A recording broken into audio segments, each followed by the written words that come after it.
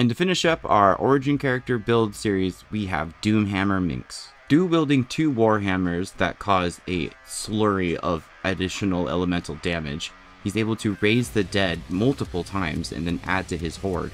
Not only do his hammers cause acid, fire, cold, radiant, and psychic damage, but all of his weapon skills like Concussion Smash and Backbreaker cause the enemy to be frozen, which is just one of his 2 ways to make people vulnerable to bludgeoning. We'll move with the necrotic ring of death that surrounds us, while we do additional necrotic damage with our reaction. And on top of all this death and doom that he brings, he's actually a phenomenal healer, able to bring the entire party to almost full health with his action and then boost people up with all his bonuses. We'll use Symbiotic Entity to add temporary hit points to make us even more tanky, and then that'll also add additional necrotic damage to our huge stack of elemental pings.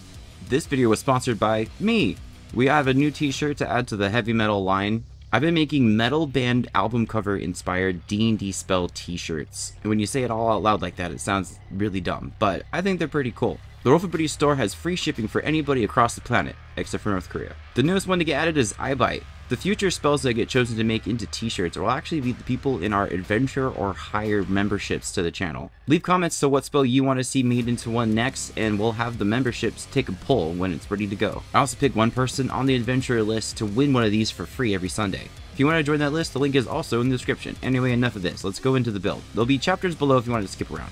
The first level we're going to take is Fighter. It's going to give us proficiencies in our con saving throws. It's going to help us keep things like Spiritual Guardians up. It's also going to give us a weapon fighting style, 2 weapon fighting, so we can use our modifier in our offhand, and we're going to be dual wielding a lot. So I would put 16s in both your strength and your wisdom, and then a 14 in your constitution. Slap 10s on your intelligence and your dexterity, and then dump charisma. You're not going to use charisma much, especially for Minx. We're going to pick Cleric for our next level, grabbing the Life Domain. It's going to give us a bunch of automatic healing spells, and it's going to buff all of our healing for like the rest of the game. It's pretty handy. It's called Disciple of Life. It adds +2 plus whatever spell level you use to increase that healing's potency. I'd grab Healing Word and Command for your level 1 spells. Command is one of the best spells in the entire game, and I'll never stop talking about it.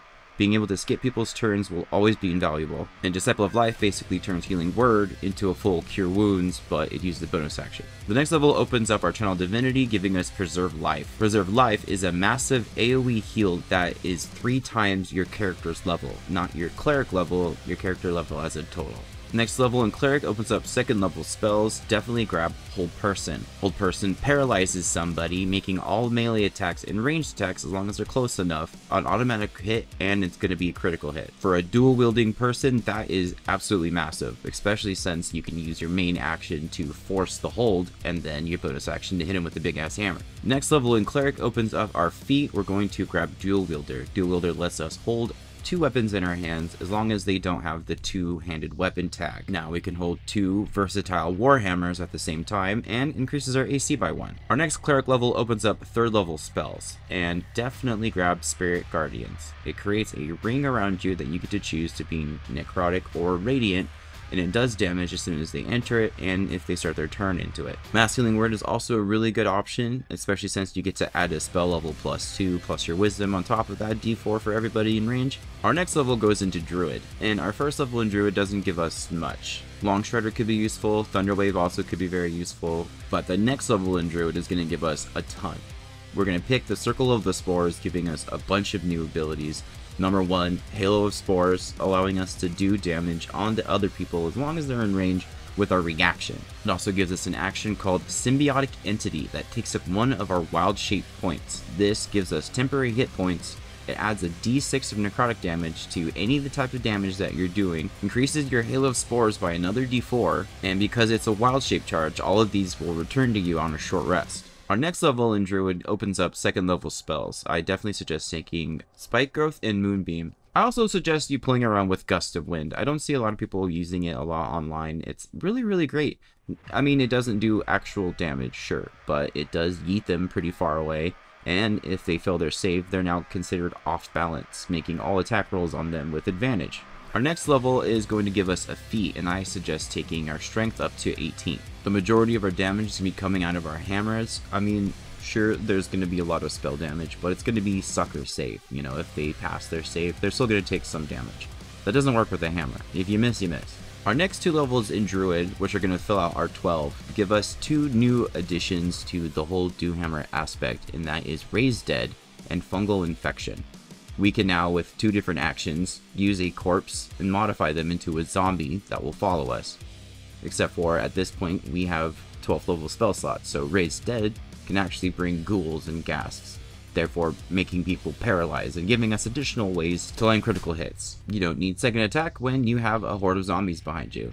And you also get to unlock 3rd level spells. I suggest grabbing Call Lightning. Call Lightning is really fun, especially upcasted to a 6th level, using your main action to bring down lightning and then using your bonus action to hit him with a hammer. And I don't know what's been with me lately, but I've been really into the hammers. There's a ton of great hammer options in Baldur's Gate 3. Like, let's jump into the equipment, and I'll list them out for you, and I'll show you what you mean. The first great warhammer you run across is actually very situational. A lot of people might never actually see it. The only way to get the Intranscendent warhammer is to push the Duergar off the boat in Act 1, then defeat all of his friends, hop across, and look inside their box. And that is a warhammer that causes anyone around them to become prone if you hit a critical hit or you kill them. Second act, I would suggest grabbing Kethric's Warhammer. Kethric's Warhammer does additional psychic damage with every hit, and you can get it off his body right at the end of it. Now there's two really great ones in Act 3, which is when you'll be grabbing Mick, so it works out. There is the Hammer of the Just, which you will find in the temple called Shor's Tabernacle, right at the entrance towards the Basilisk's Gate. Once you enter the basement, there'll be tons of loot, but you will be cursed if you grab anything. Cast Remove Curse on yourself, and then you'll have to fight a couple of Devas or Djinns or whatever, depending on what class you are at that time. One of those pieces of loot is the Hammer of the Just. It's a +1 Warhammer that does additional radiant damage with every hit. It also lets you cast Detect Thoughts, which is kind of fun, but at this point I don't think you're going to have much of a problem with it. It also does additional d6 of damage against all fiends and undead. And I know someone's going to jump in and say, while you're doing this, that you might as well just use the Deva's Mace. It's a mace that we're not supposed to be able to use, but you can pull it off their dead body. If you do it correctly, the damn thing has the power of like a 3rd level smite with every hit. It's just OP, and I don't know, maybe I'm a purist. We're obviously not supposed to be able to use that weapon, so it just feels like cheating to use it. If you want to do it, go for it, but, you know, Doomhammer, not Doom Mace, I guess. To increase the different elemental pings of damage on each hammer, both rings he wears, the Caustic Band and the Strange Conduit ring, will add a d4 of Psychic and 2 points of Acid. You can find the Strange Conduit ring at the Creche, and the Caustic Band can be purchased in Act 1 in the Underground by Derelith. His gloves also meant to do the same thing. He was wearing the Flawed Helldust gloves. These will add a d4 of fire to all those weapon attacks. You can buy those from Daemon. Well, you can't buy them. You have to trade Infernal Ore into Daemon for him in Act 2. But that's boring. Anyway, the cool parts of equipment would be the Cold Brim Hat.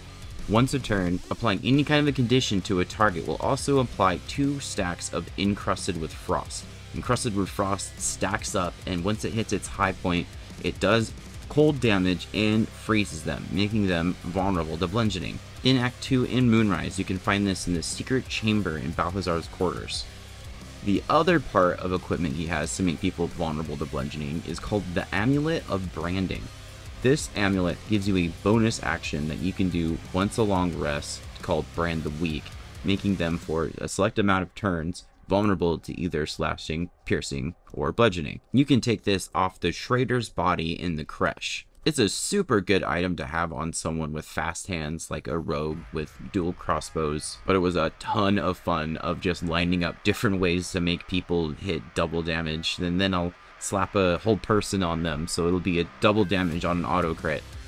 Hey, I hope you like my video. I like to thank all my sponsors, but especially these guys right here. Anybody on the adventure or higher in the membership gets put in the ending credits, and they get automatically entered into a raffle that pulls every Sunday. If you want to join that list, there's a link in the description. Until then, leave a comment of what build you want to see next. Alright, thanks guys, bye, I love you!